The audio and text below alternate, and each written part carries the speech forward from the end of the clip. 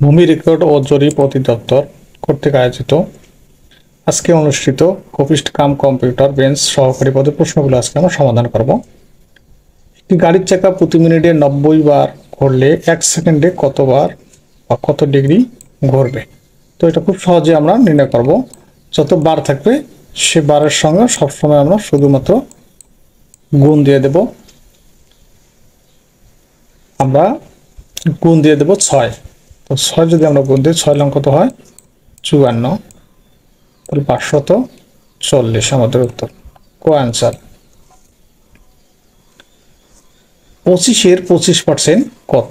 তাহলে 25 গুণন 25%, 25/100।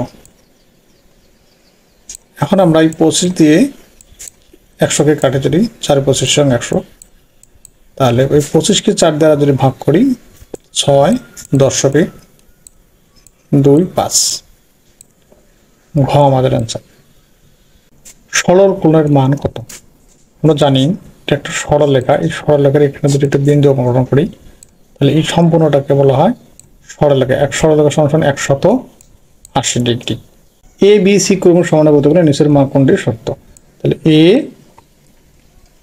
আমরা লিখতে পারি এ সমান সমান বি সমান সমান সি। বন্ধুরা দেখো, তার মানে এ সমান সমান বি হয়, এ সমান সমান বিও হবে, আবার বি সমান সমান সি হবে। তাহলে আমরা যদি এই অঙ্কটাকে যদি আর আর গুণ করি তাহলে এই সংখ্যাটা গুণ করে দেই, তাহলে আমাদের আসতেছে বি স্কোয়ার।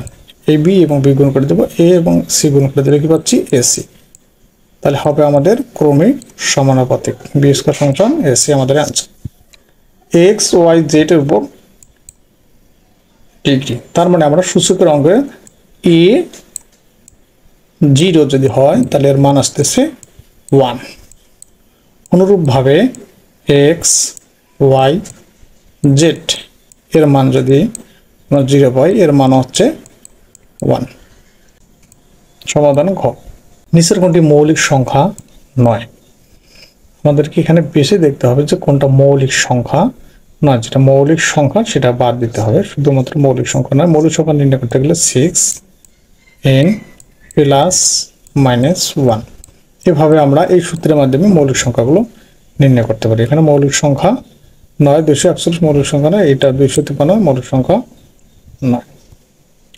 দুইটি সংখ্যার গুণফল 1536 লসাগু এত হলে গসাগু কত?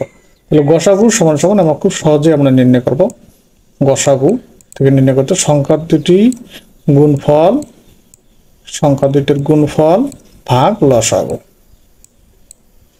96। এখন যদি আমরা এটাকে ভাগ করি, ভাগ করলে পাচ্ছি আমরা 16। সমাধান খ। একটি কোণের মান অপর একটি কোণের সম্পূরক কোণের মানের অর্ধেক, কোণটির মান কত?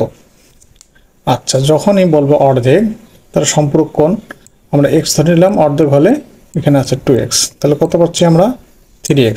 তাহলে সম্পূরক কোণ কত ডিগ্রি? 180 ডিগ্রি। এই দুটো যোগ করলে পাচ্ছি আমরা 3x সমান সমান 180 ডিগ্রি। x সমান সমান 3 6 18 60। সমাধান 60 ডিগ্রি। 16 গুণন 5, 500 লং 80, আমরা এইভাবে ভেঙে নেব। যোগ 25 গুণন 5 রুট 16 রুট করলে হয় 4, 5 রুট করা যাচ্ছে না সেজন্য √5 যোগ 25 রুট করলে 5, 5 রুট করা যায় না এজন্য 5 √5। 4√5 যোগ 5√5 যোগ করলে হয় 9 √5। সমাধান গ।